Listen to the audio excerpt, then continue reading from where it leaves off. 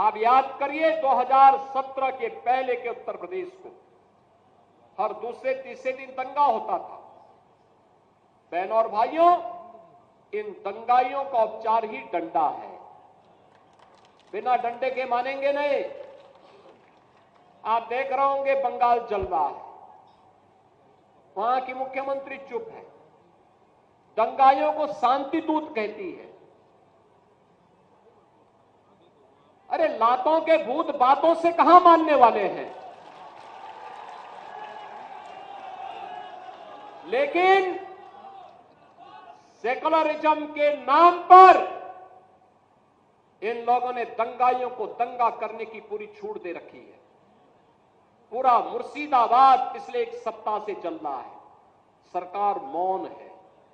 बहनों और भाइयों, इस प्रकार की अराजकता पे लगाम लगनी चाहिए और मैं धन्यवाद दूंगा इस बात के लिए वहां की माननीय न्यायालय को, जिन्होंने वहां पर केंद्रीय बलों की तैनाती करके वहां के अल्पसंख्यक हिंदुओं की सुरक्षा की व्यवस्था करने के लिए कदम उठाया है और आज केंद्रीय बल वहां पर तैनात है। आपने वहां की पीड़ा सुनी होगी।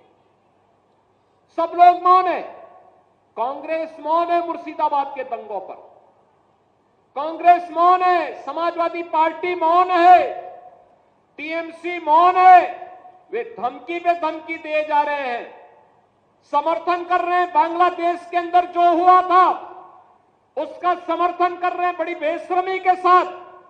अगर उन्हें बांग्लादेश अच्छा लगता है तो उनको बांग्लादेश ही जाना चाहिए। क्यों भारत की धरती पर बोझा बने हुए हो? क्यों भारत की धरती पे बोझा बने हुए हो?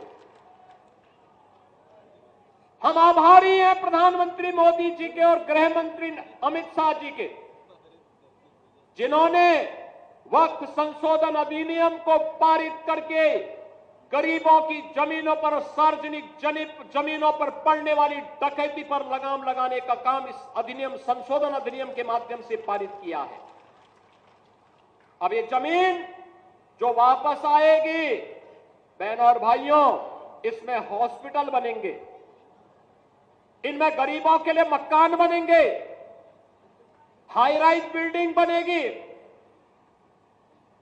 यहां पर स्कूल बनेंगे, विश्वविद्यालय बनेंगे, निवेश के लिए लैंड बैंक बनेगा। लेकिन किसी को जमीन पर कब्जा करके गुंडागिर्दी करने की छूट अब नहीं मिलेगी। इसलिए लोग परेशान हैं, क्योंकि जमीन के नाम पर जो लूट थी वह रुकने वाली है और उसलिए इन लोगों को परेशानी है। परेशानी इस बात को लेकर के कि अब गुर्गे खाली हो जाएंगे। तो पहले जो जनता को लूटते थे, इनको अब भय है कि इनके द्वारा पाले गए गुर्गे कहीं भस्मासुर हुए तो कहीं अब इन्हीं को न लूटने लग जाएं। इनके द्वारा अकूत संपत्ति जो अर्जित की गई है उसी पर डकैती न डालने लग जाए। इसलिए उस भय के कारण ये वक्फ के नाम पर जनता को बेवकूफ बनाने का काम कर रहे हैं, जनता की आंखों में धूल झोंकने का काम कर रहे हैं, गुमराह करने का काम कर रहे हैं। लेकिन गुमराह होने की आवश्यकता नहीं। हमें देश के संविधान पर, बाबा साहब भीमराव अंबेडकर के द्वारा बनाए गए संविधान पर विश्वास करना है, विकास की प्रक्रिया के साथ जुड़ना है।